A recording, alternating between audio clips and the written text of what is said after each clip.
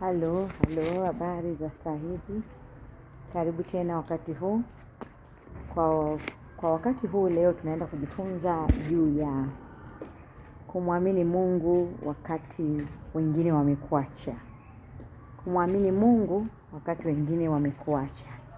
Je, inawezekana ukamwamini Mungu wakati wale uliowategemea, yale ulioyategemea yamebadilika, wanadamu wamebadilika?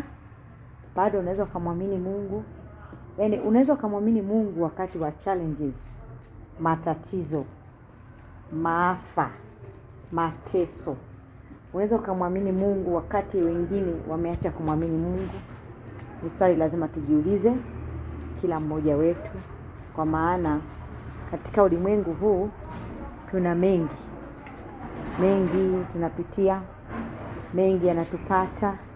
Watu wengine wakati wa matatizo kama hivyo ndio kipindi wanageuka, wanamwacha Mungu. Je, unaweza?